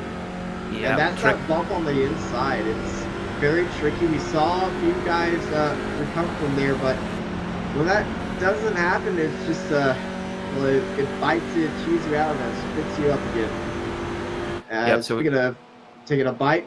Brandon Whitworth trying to take a bite, but Andrew List taking a bite out of Whitworth. He's going to take it to Whitworth. They're banging the wheels side by side. Liz trying to go up into second place. He's going around to the outside. Whitworth, and oh no, they hit each other, and it's a dual drift, and they. Oh no. Oh dear. Well, Brandon Whitworth there. He's going to be very, very upset about that move, I think. List car, the hood is torched up. Oh no. It looked like they were going to save it, but it was that second contact that just set everything off. A daring dive by Andrew List. Whitworth left into the space. List tried to go down there, and then unfortunately on the rebound of there, Whitworth slams into the side of List as they were trying to recover from that massive, beautiful slide, I must say. Great photo opportunity. Definitely a candidate for photos, taking it right before disaster. Unfortunately for Andrew List, but yeah, massive hood damage. That's going to be hiding. That's going to be hurting his top end speed. And Bobby is well, we're going to see what Bobby's reaction is. As here is our replay in slow motion. List goes down to the inside very cleanly. And it was this move by Whitworth. He was holding the inside. Now List doesn't know where Whitworth is, and Whitworth, boom, hard impact between them. They both slide. It looks like they're both recovering. Whitworth recovers a bit more, straight into List's nose. And List getting the worst end of the stick right there. And that is incredibly unfortunate for both of those drivers. And if you're Eric Violet, you're looking in your mirror, you saw that, probably heard it over your radio, and you're just thinking, oh, thank you, guys. Indeed, yeah. Eric Violet has just had that race handed to him, really, between... It was always, I mean, those guys, they drove door to door for 60 minutes. And in immaculate form, it was always going to happen. And just when things started to get spicy at the front there, well, it was always a bit of an inevitable, really. And it's a pity for Brandon Whitworth and for Andrew List as well. But for Eric Violet, he now leads by 2.5 seconds. And Brandon Whitworth's Audi has got quite a bit of damage on it as well. Now, back in the GT4 runners, things a little bit more spread out. Elvis Rankin is pulled away from Aeronom, who is in a quite distant third place. But now, we're just about 12 minutes to go here at Canadian Tire Motorsport Park. And Elvis Rankin, let's see if his lap time comparison then between Elvis Rankin, the number 1, and Mike Dam, the number 93, because they are now, this is very, very close.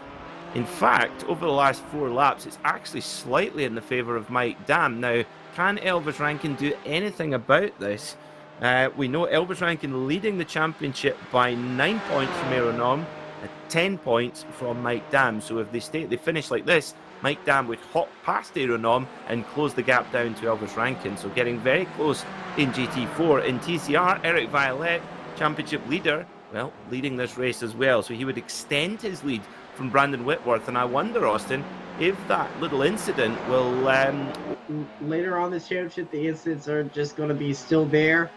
And, well, the DTD guys, I believe, might have a little bit of talk about that. But very unfortunate incident. Kevin Ford, he was a bit slidey and snaky in the braking right there. Yeah, that was a huge moment there for Kevin Ford. He did an excellent job to bring that big M4 back under control. It's a pretty spiky car when it wants to be, and Kevin on top of it there.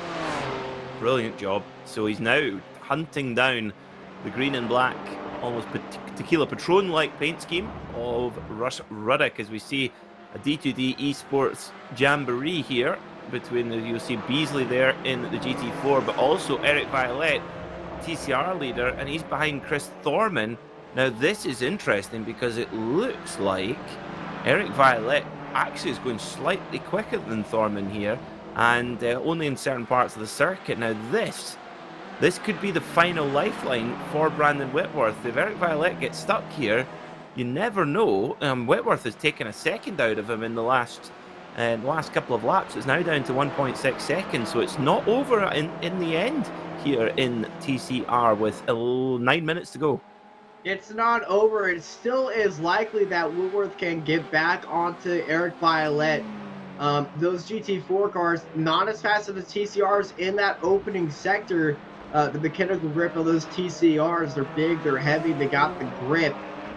They can definitely stay in there, but on that straight, Thorman's going to pull away, and well, Whitworth's hope can stay with her, but they do have a few more GT4s right behind them in the background, and they are battling. It's the 2 BMWs, and this is good news if you are Whitworth, because the BMWs not as fast as the corners as those Porsches. And Russ Ruddock and Kevin Ford in that battle for 8th, they can definitely spice things up at the front of the TCR class. But can they get up there within 7 minutes? Maybe. It would be interesting to see. I mean, the lap times have been pretty close between the GT4 and the GT3 runners. Sorry, the GT4 and the TCR runners. My apologies. That's just the force of habit. Don't blame you. I've almost said it twice. Yep, it's used to seeing them running together. So yeah, it's going to be very, very close. You can see there, Mike Dam, one of the very fastest GT4s, 124. And the faster TCR guy is 127, so there isn't that much difference in lap time between them. And of course, that means that obviously the GT4s are much faster in a straight line, so the TCRs are going quicker around the corners. So it's making for some really interesting multi-class racing here. Now, That gap has just steadied slightly between Eric Violet and Brandon Whitworth. Now still 1.5 seconds between those guys. Now, although Brandon Whitworth has a little bit of damage, he has been able to take a little bit of time out of Eric Violet, but he's going to have to take a whole chunk more if he wants to challenge for this race win. He definitely is, and they're just 2 seconds behind Whitworth, those two GT4s. If I was Brandon Whitworth, I would try to get into that draft of Eric Violet as soon as possible. If I see those GT4s, I would let them buy as soon as possible, especially on the straight. Let them buy, use their GT4 power, stay in their draft, and let them fight each other, create a mud turbulence for you to stay with them, and try to take Violet by surprise. Good point. Yep, there's definitely using that traffic as to your advantage. If they get up there in time and don't take each other out. Yeah, that is the thing. There is still a bit of there is a good couple of seconds there to make up, so it could be pretty close by the end of the race if these GT4 guys get amongst the TCR leaders. As Kevin Ford has a big look at Moss Corner, and he's in the gets a good drive out of Moss Corner down the Mario and Berry straightaway we go. Yeah, it's BMW versus BMW and Cam versus Cam. Russ Ruddock in VR, that 95, that bottom right-hand side of the screen. Kevin Ford in the triple Space Station S Battle Station in the bottom left-hand side of your screen. As we got a two-way fight right now between these two BMWs, VR versus triple screens. And you get to see all the drivers' moves with each other. Here goes Kevin. Looking down to the inside. It's a daring dive into turn one. It is a fake, though. Trying to unsettle Russ Ruddock, but he's in VR. Listening to his spotter more than looking into his mirror. Because I don't know if he runs with the virtual mirror on in VR. I know some people do, and some people do not. From what I can see in his desktop preview, he is not running that virtual mirror. But that GT4 mirror is very effective. Absolutely. So is Kevin Ford going to have a look? Now I can see Kevin just grinning and smiling. Now that could be I wonder if he's listening to us here on the broadcast, but let's see if he's going to have a look here. 4 minutes to go here at Canadian Tire Motorsport Park. He's got a great drive again. Can he make the move on Russ Ruddock, or is he maybe just nursing a little bit of damage? Russ Ruddock just got a tiny bit of extra straight line speed. Look at that. Even in the draft, Russ Ruddock is able to pull away ever so slightly. Can Kevin Ford get this move? This is for BMW Honor, who is the Munich master here between Ford and Ruddock. And look, there you go. You called it, Austin. Those GT4 runners are coming up to the back of the TCR leaders, and Whitworth is now he's only 3/4 of a second away. So even with that incident, Eric Violet still can't get a break as Brandon Whitworth has caught up to his teammate with less than 4 minutes to go here at Mosport, and now they've got the two GT4 BMWs battling right behind them. What's going to happen here? Well, this could go either way. You might see a double pick and roll. Yeah, there's all sorts of permutations of how this could shake out. And look, Kevin Ford looks just jinx out. He's not on the inside line here. I think he might have a look at Moss here. Look, he's coming down towards Moss Corner. Does he have a look? No, he's going to try and get a good drive out again. But, of course, Kevin just nursing a little bit of a straight line speed disadvantage. He gets a good drive always, but Ruddock has got a little bit better car condition, and that's allowing him to pull away. And they're now in the draft of the TCRs. And look at this. Whitworth goes side. He's taking the Austin Knight advice. Wow. And they're going to catch. Eric Violet's going to be split up by this. Whitworth goes down low. And there he goes. Violet caught out wide. And here comes Whitworth down on taking the racing line. And Eric Violet is caught between a rock and a hard place. Here comes the pick and roll. Kevin Ford holding that inside line. Look at Whitworth go down to the inside line. He's taking a regular line. Eric Violet has got nowhere to go. He's stuck between a rock and a hard one. It's coming forward. They're nose to tail right now. Now they're both stuck behind that GT4. That string is going to be slow right there. And Brandon Whitworth is all up in that bubble of Eric Violet. This is going to be the part where the race is written here at Mosport in the lead for the TCRs between Eric Violet and Brandon Whitworth.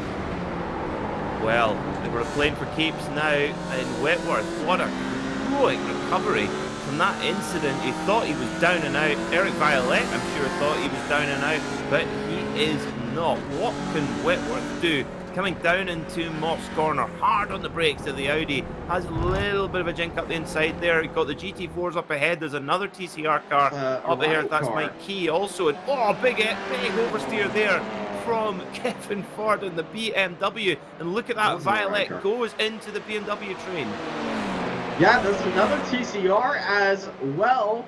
That is Mikey Key going to be giving them a little bit of a draft. And Brandon Whitworth just wished that moment just lasted a little bit longer. He certainly had the opportunity to close in and make the pass on Eric Violet, but unfortunately it just wasn't there. But as they're coming to the line, it is going to be white flag in the air. 30 seconds left. Yep, last lap then here at Canadian Tire Motorsport Park. Through turn one they go. Has Brandon Whitworth got that last bit of pace to try and get past his teammate? Let's see how this one is going to finish here. This has been another thriller in the TCR field here in the Ricmotech Sports Car Series. Brandon Whitworth going large. He lost a look. Big lunge up the inside. God, I thought he was going to go for that one there. And Violet will be really, really nervous now with Whitworth all over the back of the bumper. And here comes Elvis Rankin. Now, where is Elvis on track? He is... They just passed turn 3. It's white flags for the GT4s. TCR still have another lap to go. Okie dokie.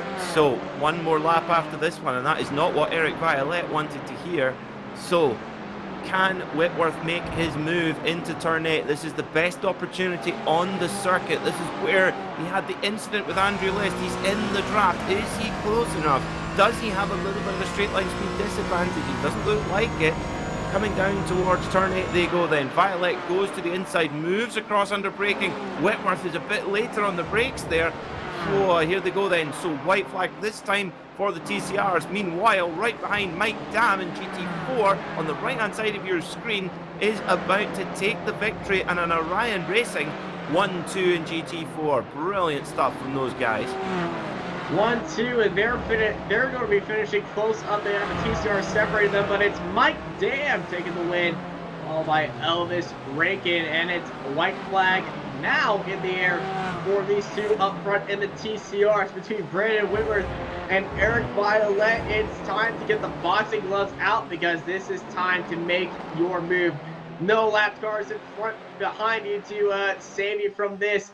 Brandon Whitworth is going to be having to make all the moves himself. Violet switches over to the outside of the track, going to be using all the track, heading into Moss corner. Here comes Whitworth. He's showing his nose. He's going to be late on the brakes, almost getting full-on commitment into there, trying to make Eric Violet a little bit nervous, but now he's all up into the draft. It's a drag race here down the Marley Train straight. Nose to tail, both these TCRs are going. Whitworth all up in there, going to be forced to go wide by Eric Violet. Are we going to be seeing the biggest sell of a move of the century? He's going on to the outside. Violet trying to push him over to the right side of the track. He's going for that switchback, but unfortunately Violet had all the speed. Very well defended by Eric Violet, heading into the final part of the corner. Whitworth trying to send it down into the very final corner, but Violet goes all the way over the curve, and Eric Violet is going to take the victory here. It's a DTD 1, 2, 3. Had to wait a little bit for Andrew List. Oh, brilliant defense there from Eric Violet. He was under so much pressure from Brandon Whitworth, and you know, could see the time just ebbing away all the way through, but was able to keep his teammate behind. Fantastic stuff there from the D2D Esports Audis, and a home win for Mike Dam here in Canada. And that puts him just actually hops past Aeronom in the point standings, moves him up to second and a little bit closer to his teammate Elvis Rankin. It's going to be a great battle between those guys for the final 2 rounds of the season. So we're going to take, before we have official results, we're going to take a very, very short break here on Apex Racing TV, just for a very quick message from our sponsors, Ricmotech.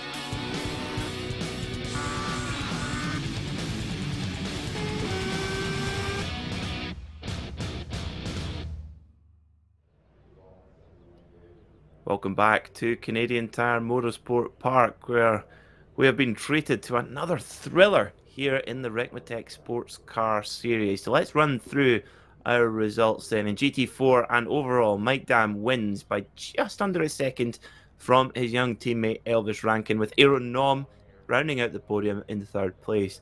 Cameron Martineau was 4th with Tony Kernan, a good drive from him, finishing in 5th. Jacob Beasley was 6th, with Chris Thorman finishing in 7th spot. A brilliant tribute to his late father. Russ Ruddick won the BMW battle in the end, just edging out Kevin Ford for that honour in 8th and 9th place. Arthur Chan was 10th after that little skirmish with Jordy Fike. Jim McDonald was 11th, followed by Jeff Jacobs, the Gator, Steve Daniel, Jordy Fike, Robert Hartley, Derek Holland, Travis Schwenke, and David Payton, who had an early incident. In the TCR class, as we just saw, Eric Violette defending with all that he had to keep Brandon Whitworth behind, a charging Brandon Whitworth. What an entertaining race that was. And Andrew List rounding out a D2D Esports 1, 2, 3, a podium lockout. Fantastic stuff.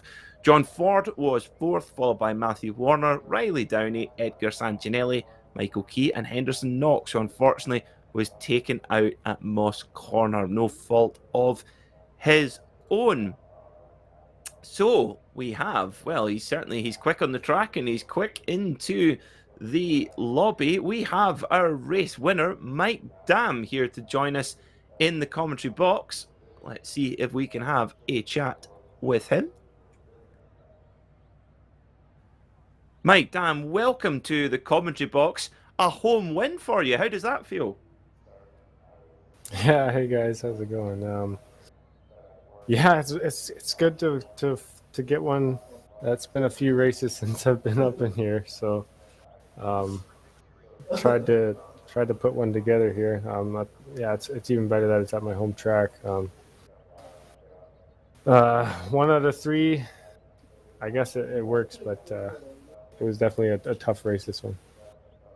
It certainly looked it. Of course, with the TCR and the GT4 cars being quite close in lap time, how was it working your way through the traffic, particularly those TCR leaders?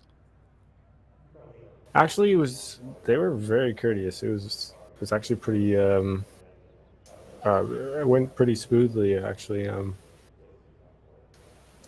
Like on this track, it's actually not bad, since there's a lot of little straights, and even like I mean, the TCRs aren't that bad through the corners. So I mean, you catch them into a corner, and it's not too bad.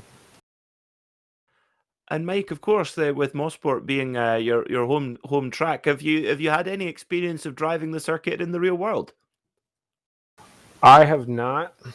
I would love to, but no, I've spectated here a lot, so I've probably been here close to 100 times in the real life. So I know the track in and out.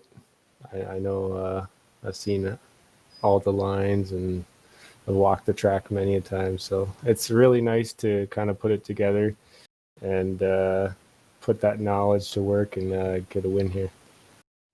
Oh, fantastic stuff. Well, a great win it was. And Mike, while you're live here on Apex Racing TV, who would you like to thank? Number one, I just my teammates, the Orion guys. I know like Travis didn't have a very good race, but he put a lot of work into the setups. It was a whole team effort. So when one of us gets a good finish, it's thanks to the whole team. So it's a team effort, and I also like to thank the admins who put this league on. It's really professional and really a good time. Also thanks to Ricmotech for sponsoring, and you guys for broadcasting. Thank you. Well, Mike, thank you very much. Go and enjoy that win, and we shall see you next time. Thank you, guys. So next up, we have our TCR winner. That TCR tussle was an absolute thriller, and we're going to have a chat with Eric Violet, who is with Austin Knight. Yeah, I'm standing here with Eric Violet. Eric, how was that race, man? How's that battle at the end? Oh my gosh, it was, Brandon was giving me no quarter. It was, I mean, he was being respectful, but yeah, there was no team orders there. He was trying to stick a nose in. He was doing a really good job of kind of wearing my tires out. I know he was in the draft, which actually is really bad here. Great for the straightaway, but you just burn your tires sitting behind somebody.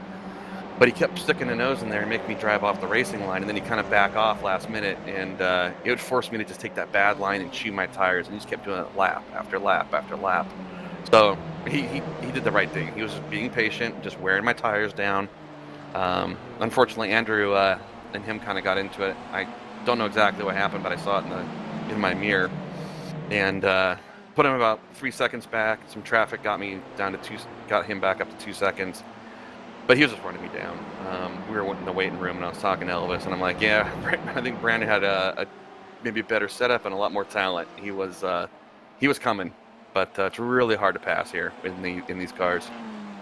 Well, you put up a great defense on the straight, and especially when those GT4 leaders came in with about 4 minutes to go, you were able to hold off the massive burdens that those BMWs were in the corners to your advantage of the TCRs into there. And you were even holding it off the line. Whit was right behind you, but you were able to stick your nose in there and stay ahead of him for the lead. And probably, what would have been the turning point of that race. Yeah, if you would have gotten by me, I would have been almost impossible to get past him. But yeah, with the GT4s there, I think it was Jacobs and Ford.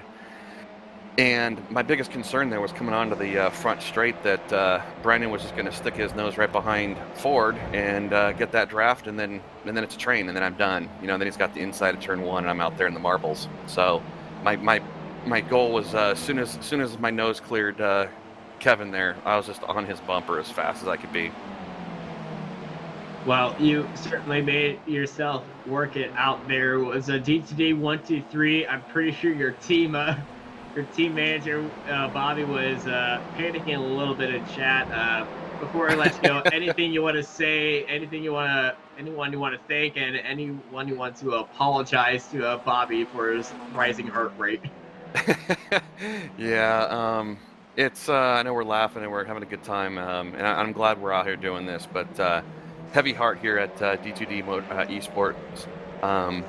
Chris Thorman, owner of Proforma Elite Texas Graphics, our sponsor, does a lot for us. But yeah, he lost his dad, and it's a tough one. So that's why, like I said, having a good time, but he's in our thoughts. All right. Well, you certainly paid good respect and gave him a good result with those performer cars. It's a 1, 2, 3 for y'all in the TCRs, and well, hopefully everything goes better with Chris. And well, congrats on the victory, and you have a great night.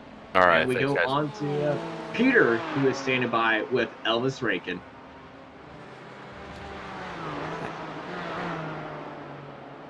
I am indeed. I am here with Elvis Rankin, who chased his teammate Mike Dam all the way. And Elvis, welcome to Apex Racing TV. What are your feelings about today's race? I was just trying to get a podium tonight and just, you know, I was struggling a little in practice. I had a little something earlier today and got a bunch of bruises, so I was really just trying to, you know, get through the race. And it was an endurance race, and podium for me, just get good points on the board was what I was looking for. And I think the one person that I would so much rather finish second to was Mike Dam for sure, and that's who it happened to be tonight. Well, we were just speaking to him, Elvis, and I asked him if he'd been around the circuit, and not driving, but he said he'd been there over 100 times. So he's got a little bit of a local knowledge to rely on, I suppose. Yeah, I think I've heard a couple of stories from him about this track, and it's a fun track for sure. I'm enjoying driving it, and yeah, he's got the home field advantage a little bit, but no here, no there. I mean, still amazing race from him, amazing race for us. I mean, 1-2 today is really, really good for our team. It certainly is. You guys did a great job indeed with a 1-2, and a pretty dominant 1-2 at that. And next time we're for this series, we're off to Phillip Island in Australia. It's actually a pretty similar track to Mosport. A lot of fast corners. How are you feeling heading towards Phillip Island? It's a super flowy track that I enjoy. I've only driven it really once, but I really did enjoy it the last time I was there. So really feel like it's going to be a good track for us, and I think we're going to just try and show up how we have every single week of every single race of the season, and just really, I know it's the first week that you can use as a drop for points, so it'll be a big result in this series for sure. It will indeed. Well, for your homework, Elvis, is to watch some MotoGP races from Phillip Island. That'll give you a few sneaky tips of where to make some overtaking moves. I'll have to do so. I'll have to get the pen and paper out and see what we can do. Indeed. Well, Elvis, I know you got a big team behind you, Team Rankin, for both your sim racing and your real world racing. Now's the chance to give them a shout out on Apex Racing TV. Yeah, for sure. I want to dedicate this race to you two people. I know I didn't win, but still this race was really good for our team, and for me at least, 4th to 2nd. But this one is for the Thormans, Chris Thorman and the Thorman family. We did the outlap with him out front, just I heard his I believe his father passed away this morning, so this one, you know, all of our prayers and everything for their family, just we are in their thoughts and prayers for sure, and just keeping them safe. And then my mom tonight, you know, when I had my little accident, I guess I should say today, you know, she was just super good at just jumping in and just being a regular mom and just helping me out and just keeping me calm, and just, you know, it's just that support and motivation, and just everything was going to be okay. And I'd say for how I was feeling coming into tonight, I'm still super happy, and I want to thank Orion Race Team. Amazing job for all of us tonight, or my teammates tonight. Finally, we get to see Robert Hartley in the car. Obviously not the result he wanted tonight, but I still have high expectations for next week for sure. I want to thank Travis Schwenke and Mike Dam for just crafting a unbelievable setup we just did. I mean, amazing. I mean, compared to how we were feeling last night, I'd say our setup just improved like pew, and we were bullets for sure tonight, and I can't thank them enough. Frosty St. Clair, my team owner, it was his birthday yesterday, so this one's also kind of for him. I did a race yesterday, so that one was for him as well. And just my parents, my mom, my dad, my grandma, and my grandpa, I just couldn't do what I do at all with racing in general without them. And you guys at Apex Racing TV, Austin and Peter, just doing an amazing job as always. And Extreme 99 and the admins, Kevin Ford, Jeff Jacobs, Bobby Childs, and Russ Ruddock for just putting this whole deal on. I couldn't be more thankful for them. I look forward every single Monday night to racing with some of my best friends and getting to race with some very stiff competition. But yeah, I'm ready for next week for sure.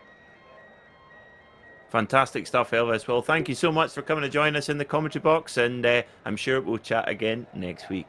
Yeah, thank you guys. So finally, we have the other half of that incredible TCR battle, Brandon Whitworth, who is with Austin Knight. Yeah, I'm standing by with the 42 of Brandon Whitworth, who is, well, the other half of that ending scrap coming to the end, and, well, 1/3 of that massive train, but he was certainly the one that was peeking his nose out and trying to make Eric Violette a little bit nervous. Brandon, how was that race and how was that fight at the end? It's pretty good. I felt comfortable in the car, and the fight then was a lot of fun. You know, in these cars, or at least in the PCR, when you get behind someone, you get a lot of aerodynamic understeer, so it makes it tough to pass. Like, you can catch someone, but then once you get there, well, you guys saw it, right? Like, it's tough to get around a car. It certainly was very tough, especially to get around somebody like Eric Violette. Certainly was no Watkins Glen. But there was an opportunity with the GT4s. What was your strategy when you saw them coming up behind y'all? I wanted to tuck in behind them and stay as close as I could, because there's a good source of draft right there. But so, you know, I stayed close to them, and they, you know, Eric let him by. I think he's being a little nice there, but that gave me a little bit of time, and then it happened again, and that got me some more time. I might have been able to catch him at the end no matter what, but it would have been a little tougher probably. How was it competing in that three-way fight with your teammates? Did you want to go for superiority, or did you hold a little bit back? No, I didn't really hold anything back. Just tried to race smart, although Andrew and I didn't quite make it to the S's smooth, but... You want to walk us through that incident? Well, yeah, I was looking at the replay. You don't have to if you want to. Well, yeah, I mean, I figured we would make it look good, right? And but I think I got up on the curb a little too much, and he was coming over on the race line, and they just didn't realize I was there. And I got up on the curb and got pushed off the curb, and we touched. And that's about all it takes in these cars. It certainly did look good for a part of it. Then unfortunately you hit each other, but it was a good finish. Still a 1-2-3 for D2D, and it was a great fight up to the line. So before we let you go, anyone you want to thank? I think Proform Elite Texas Graphics for helping us get out here and do this thing. Ricmotech for managing the league, and team members for, you know, we all support each other. That's actually a big help. And of course, my family for letting me do this. Well, they're going to be certainly proud of you today. Congrats on the second place and another podium. Thanks, guys. That was Brandon Whitworth. Peter, any final words? Well, I think it's certainly important to say that our thoughts are with the Thorman family after their sad loss today, and from everyone, Apex Racing TV, we send our very best wishes. Next week, here in the Ricmotech paddock, we are off to Lime Rock Park for the next round of the GT Challenge Series, so that will be very busy indeed with a packed grid of GTE and GT3 machines. In 2 weeks' time, we are off to Phillip Island in Australia, one of my favourite circuits in the world, for the Classic Sprint Series, and in 3 weeks' time, we are also at Phillip Island for the next round of the SportsCar Series, which I'm sure will be an absolute thriller. Thank you so much for watching tonight, and we will see you next time on Apex Racing TV.